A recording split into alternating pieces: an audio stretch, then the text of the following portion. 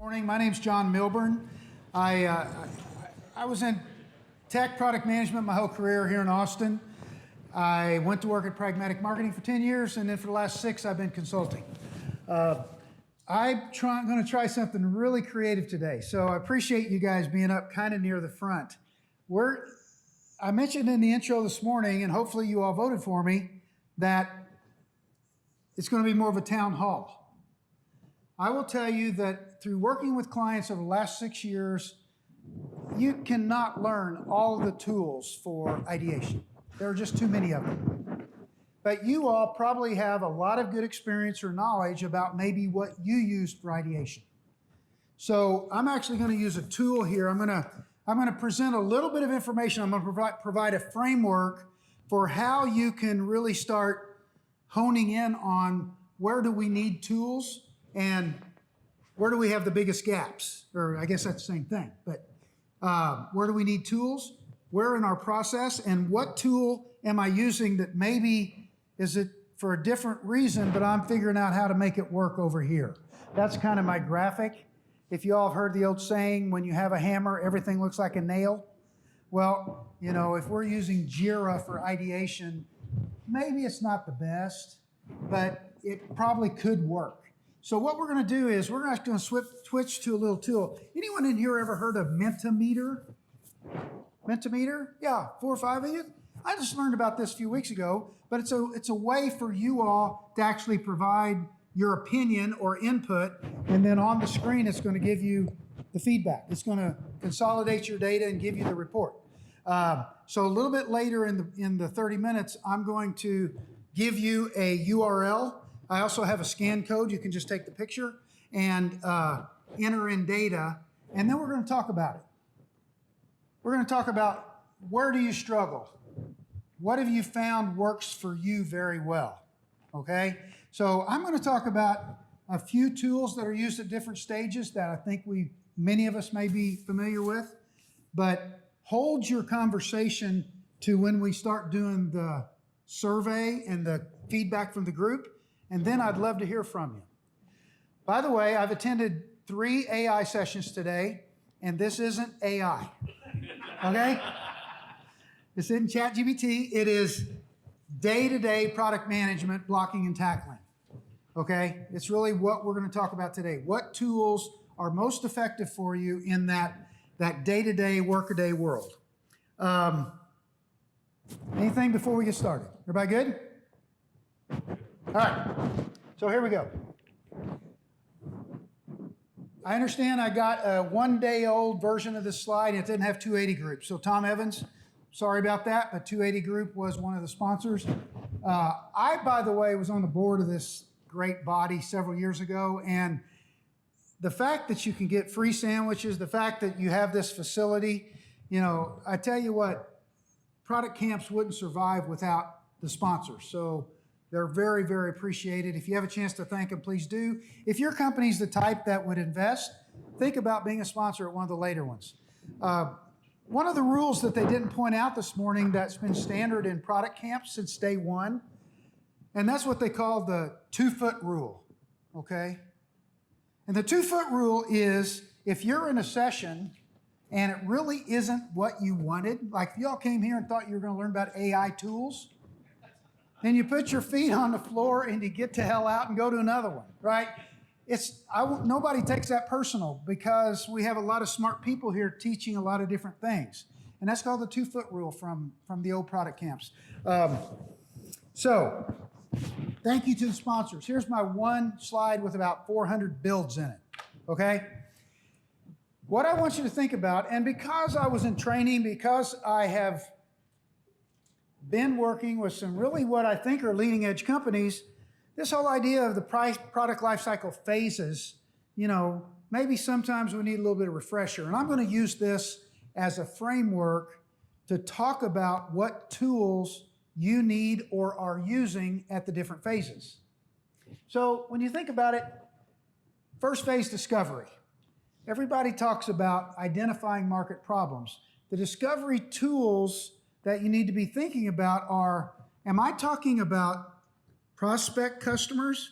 For example, product-led growth. People familiar with PLG, kind of a cool new catch-all. Assumes you've got people that will give you feedback on your product, okay?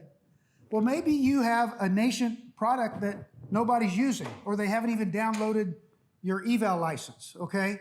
So when you're starting to think about a tool, think about, for discovery, think about what are the types of customers or types of problems I need to have solved, then look for the tool. Some of the more popular tools, and by the way, discovery is uncovering, gather customer sat, and gather market data. When I say gather market data, obviously customers are about the market, but what about the competition? What about trends?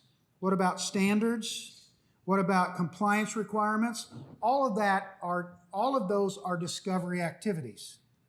Now, some of the tools that have been popular in here, user voice has been around for a long time. User voice is about getting feedback and allowing people to vote on requirements outside of the building. Pendo used to be a sponsor here. Pendo is going to look at, click-throughs and path links.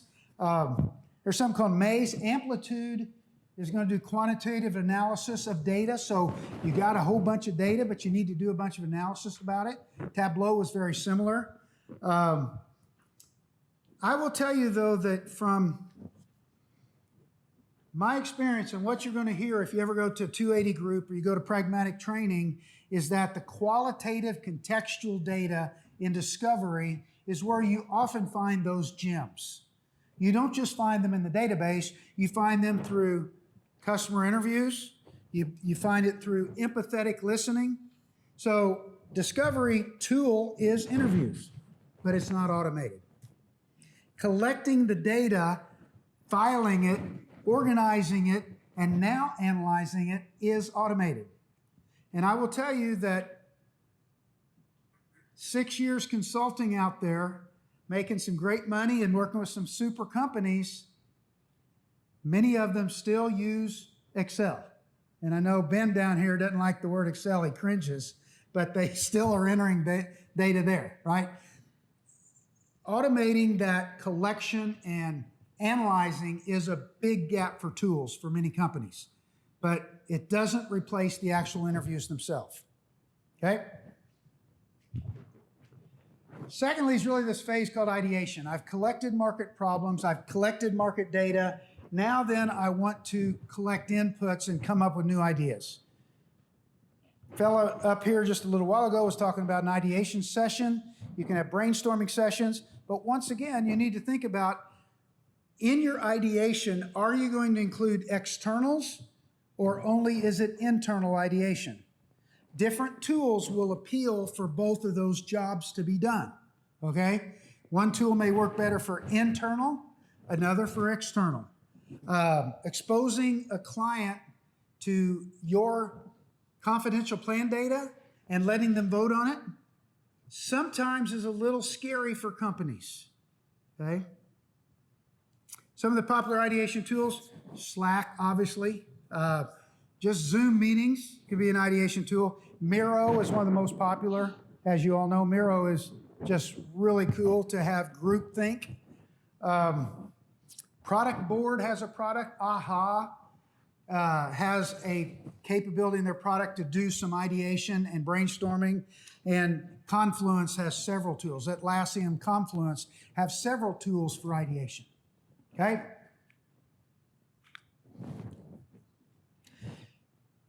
Discovery, ideation, now I need to define my strategy and plan. Okay? Now this is where this is where you will often find the most confusing sets of tools. This would be where road mapping tools come in. As you know, AHA has, sold $100 million or something of revenue, and primarily people use it for road mapping, okay? Road mapping is a hot space. There are several other companies in this space, like Trello. There are Prod Pad, Product Plan. There's a company called Road Monk, okay? Monday is obviously an excellent tool for helping lay things out in different formats. The company I just worked with out of Milburn, Australia, used Monday, and you have different views with how your project is actually going to roll out based on the timeline. Let's see what else. Jira also obviously has some product planning, product strategy capabilities, though it wasn't primarily designed for that. And then this is where my little product that we've been working on fits, is really on documenting the strategy and plan.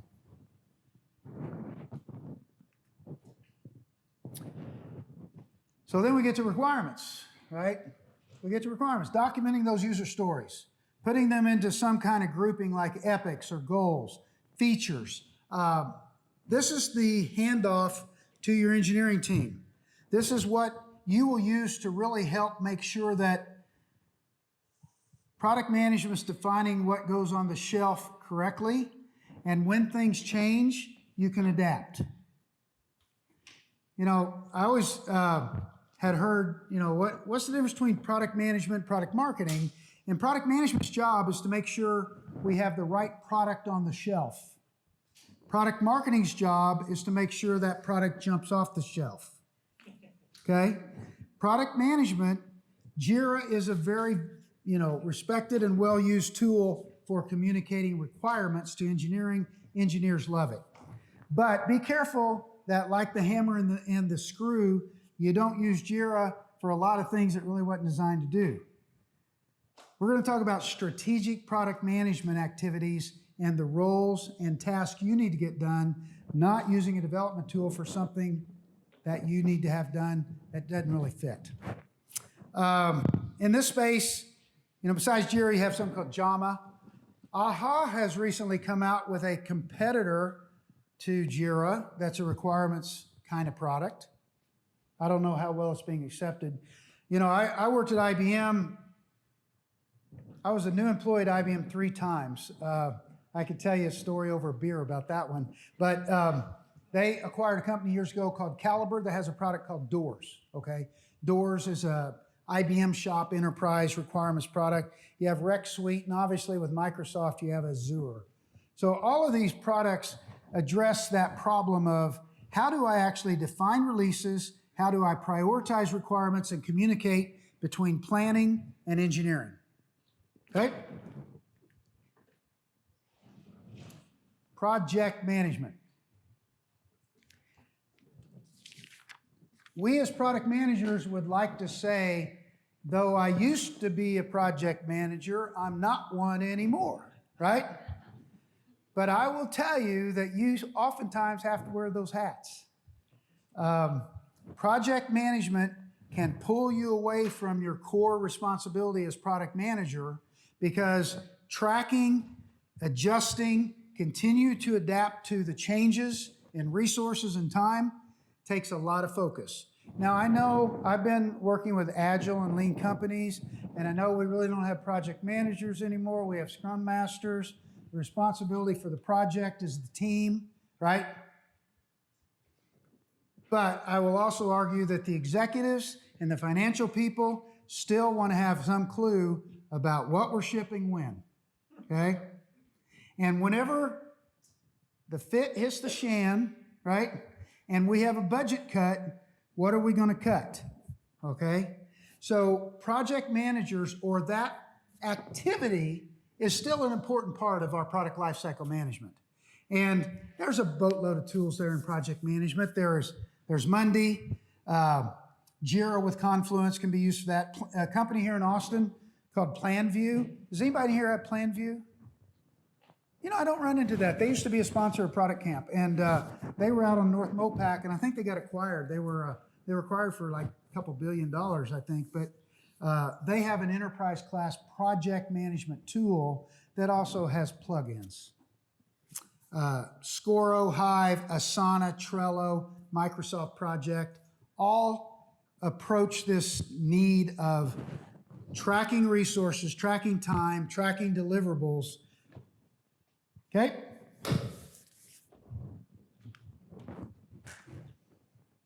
Go to market. Typically, the responsibility of product marketing. If you're a smaller company, you may be the product manager and the product marketer. Okay? Product marketing is really, if you go to any kind of a product marketing training session, you'll hear a lot about, it's not about activities, it's about outcomes. Okay? And for example, a marketing plan isn't that we're going to go to this conference, it's that we're going to increase loyalty by 22%. Okay? So primarily the tools in go-to-market are on measuring the effectiveness of your product marketing activities. I personally haven't found any automation tools similar to a Jira or a product plan that's really for product marketing. But nevertheless, in the go-to-market side, there are needs for product tools. Constant contact, if any of you have worked with companies that are, continually send out newsletters and staying in contact with your customer base. HubSpot, obviously. HubSpot will help you measure a lot of the effectiveness and the data about your marketing activities. And a lot of product marketers use standard project management tools because the marketing plan is really more of a project, not an activity, not a single activity. Okay? So they'll oftentimes, product marketing groups I've worked with, typically we use project management tools that I mentioned earlier to track their marketing plan and its execution, including launch, tracking KPIs, etc. The last piece, which I have found today is often a sort of the bastard child part of your life cycle, right? Which is, I hope that was not unpolitically correct. But it's tracking those KPIs and keeping an eye on profitability. When is it time to kill your product? Obviously we have different industry standards around product lifecycle management. There are a number of tools out there that will help you to automate that KPI tracking, those adoption rates, the customer sat feedback. But it is a part of our job as product management, even though it's not the sexy part, okay? It's not exciting to say that, we need to kill this product. But whenever budgets get cut or whenever things change, or we need, for example, to replace an existing product. I've got my son works for a large HR software company. You all are probably familiar with it. He's in sales. And they lost a bunch of customers about 6 years ago because they re-architected their entire solution. Anybody can relate to that? Where, engineering-wise, oh my gosh, we've got to replace all this. We've got to redo our GUI. We've got to redo this. We've got to redo that. But they lost a bunch of customers in that transition. Now, that is part of our job as product management. It's not just coming up with the next new idea, but dealing with the migration and the transition and the KPIs that will make success for the new product. If you all remember a company called Tivoli here in town, I was head of security products at Tivoli. And when IBM acquired Tivoli, we killed a $20 million revenue product and turned it into an $8 million product. Just saying. Product lifecycle management is not sexy, but it's important to make sure you understand adoption rates, CSAT rates, etc. PlanView has a lot of tools there. Mundi does as well. A company called Domo I haven't worked with. Another one called Funnel, Zoho, NetSuite, Tableau, Single KPI. There are a number of tools for this. Don't disregard it. Okay? Now, this is a product management session. So what I'm going to do, out of these, what are the 6 things, I'm going to get rid of project management and product marketing for here. And we're going to talk just about the product management space, from discovery to requirements, and including product lifecycle management. Okay? Everybody good? Any comments before I go on? Yeah, Tom. John, one area that, and I just discovered this in the last few weeks, is, when you are trying to do user testing or beta testing for products, that has always been a challenge that I've seen for product managers. And I just talked to a company this past week called Center Code, which is all about helping you make contact with testers and making sure that they're actually doing the testing and stuff like that. So not something that product managers always has responsibility for, but yet it is one of those areas that Sure it is. new area that I had. Center code. Center Code. So, I'm sure you all have experienced beta testing and early customer adoption testing. When I was at IBM, they were really strict at the ways, whether you had to have an NDA, whether they had to have this, blah, blah, blah. And we came up with something, Tom, interesting called an early ship program. We invented it because we weren't really going to follow the beta rules. So, like this previous guy, if you heard him, we were just breaking rules.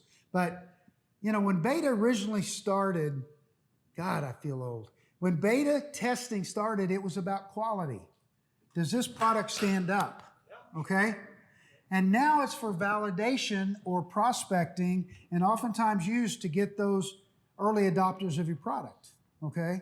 So to your point, beta tests are awesome. But what I'm going to try to make sure you guys leave this session thinking about is what's the purpose of that tool or activity, not just what is the tool. Okay? What was that old saying? If you don't use the tools, you become the tool, right? And I don't know about you, but I don't like being called a tool. So here's what we're going to do. I'm going to try this. I did this several times last night and it worked. Okay? So you can either scan this code from your phone or you can go to menti.com and type in that code, 2757-6430. Okay? Everybody do it now. I'm going to give you, I didn't have a timer, but read the question. I want to get feedback from this room and have you all discuss where do you spend the most amount of your time in that product life cycle. Okay? And hopefully it's going to return some interesting data about the makeup of this group. Is it working for everybody? Cool.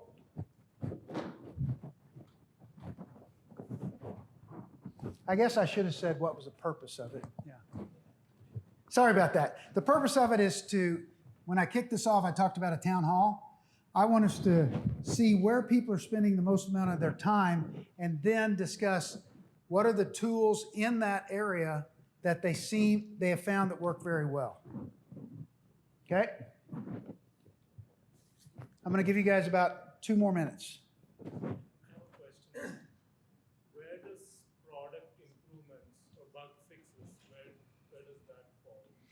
The question was, where does bug fixes fit in for your product as a product manager? Now, are you talking about prioritizing them in the backlog and making sure they get implemented? Yeah, where does that map? Anybody want to take an answer? I think it's in requirements, my opinion. Did you? It's in requirements, yeah. And so the question is, how do you handle bug fixes in your requirements backlog? Is it a separate backlog or is it integrated into your standard new product backlog? Right? What? Okay.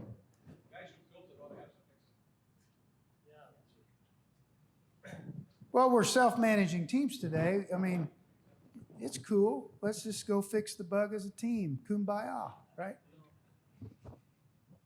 Chris, do you have a comment? Somebody? All right. So let's talk about, let me get rid of this little deal. So like I said, I thought this would be kind of a fun way to hold the session so that we could share in the experience and the frustrations as product managers in the product life cycle and where they struggle the most. So planning and strategy actually came out as the top 2. tools for planning and strategy that work the best? Who wants to share? What are you using that help you the most in setting your strategy and your roadmap and your plan before it gets to requirements? Come on. What are you using? Using AHA, okay? Now, the question I've got, because this last company I worked with, the team was famous to say the AHA black hole, where requirements went to die, okay? Now, I have used AHA, and I think it's a pretty rich product. What features within AHA have you found work the best for you? Is it just the road mapping piece, or is it something else? Everybody familiar with AHA? AHA with an exclamation point, aha.io, okay? What have you found, what do you use the most in AHA? Actually, the thing that is essential for the strategy and planning tool is the integration with the requirements. The integration with requirements. The tools have to talk to each other back and forth. So what requirements tool are you using that AHA is integrated with? Well, it works okay with Jira. It works crappy with some other outfit like Rally or something like that. And that's really where the rub is because the effectiveness of AHA sort of depends on how well it integrates to the thing you really need to talk with engineers about. Anybody else using the integration between AHA and Jira? Okay. Azure DevOps. Say what? Azure DevOps is what we used previously at another company. Okay. Azure DevOps with AHA or? It was standalone. We had AHA, and then our CTO migrated us to Azure DevOps away from AHA. Okay, and Azure is Microsoft, correct? And then we were a scaled agile framework, kind of. You SAFE, Yeah. right. All these acronyms, right? Now, so AHA's strength is its integration with Jira. What else are we using for road mapping, planning, and automation of that process? Anybody? Come on. You guys spending the most time there. What? Confluence. Is it a Confluence, specific Confluence tool in Atlassian Suite that you're using? No, just, I mean, we kind of use it like a wiki for, facilitating conversations around what strategy are, documenting EDRs, Okay. things like that. I am definitely looking forward to the upcoming whiteboard functionality that Atlassian announced. Okay. Coming to the Confluence. So if you all are familiar, Atlassian, big presence here in Austin, Texas. They develop Jira. They also have the Confluence sets of tools. That's both theirs and others. And they're coming out with a new whiteboarding capability. Is that for ideation? Yeah, it sounds like it's going to be for ideation, and then it's supposed to be able to link to the other stuff in the Atlassian suite, from what I understand. Cool. Beta, July, and tool market release at the end of the year. So you all spend most of your time between strategy and planning, and you can't come up with other tools that you use? Nobody uses ProdPad, ProdPlan, RoadMonk? Yeah, let her go first.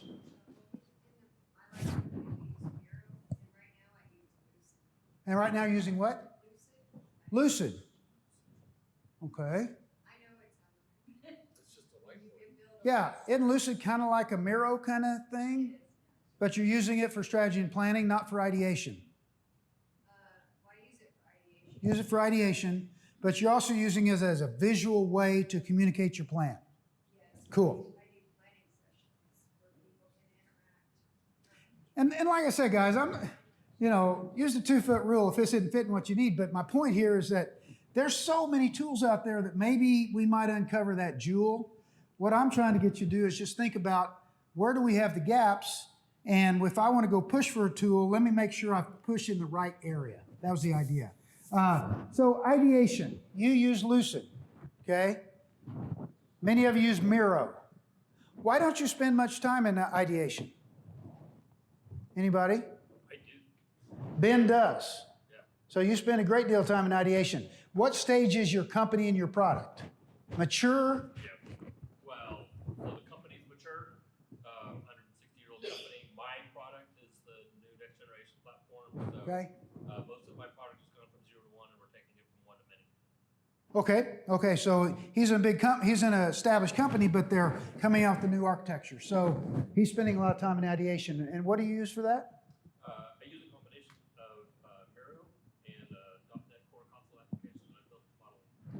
Miro and a .NET A .NET Core console application that I built for modeling. Okay, that's a mouthful. Ask him if you want to hear about a .NET tool. Okay, I can't even repeat it. What else? Ideation. Is ideation not, do you all do it manually or are you not doing it? Anybody? Back here.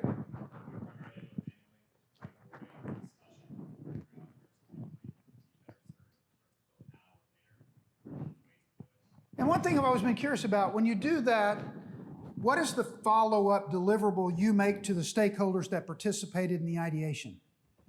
Is it a pitch? Is it an email? Or what is it? A lot of times we'll use like a Google Doc or something like that and say, this is our proposed order, this is the ideas that we thought would best serve, everyone put your comments in there, and then we'll go from there to finalize it. Do you have any kind of formal voting thing, or is it really just, I mean, is it he who speaks loudest gets their way? Or we've been in that one, right? A lot of voting, when you talk about Slack, we'll put it in Slack, a lot of people vote like Slack.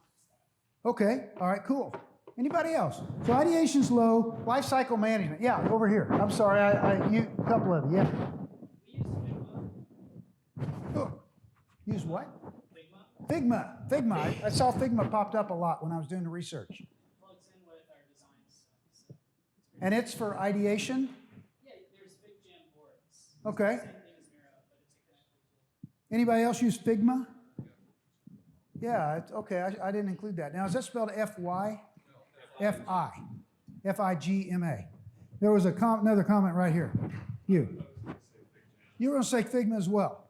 And that's for ideation? Yeah, I mean, all the whiteboard technologies are really good for getting everybody in one place, documenting findings. A lot of them have like a voting feature built in, and then oftentimes it's pretty easy to take those things and plug them into some sort of actual roadmap that you can put. Cool.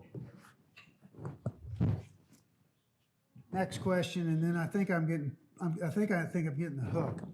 I'm going to make this data available to you, the reports. So if you want to go back to your company and talk about where other people voted, you have one new question on your phones, and that is, which two PLC phases have the best set of tools for product managers? So put in your vote, and I'll let him take me off here.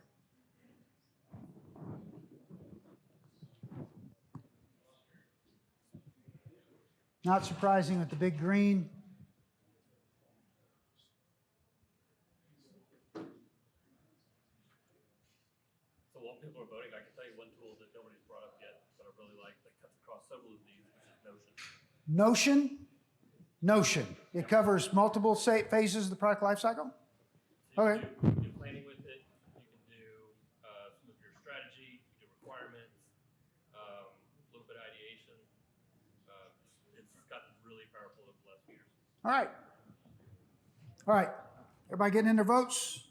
Getting in their votes? Like I said, I'm going to make this available with my presentation, the output of these reports.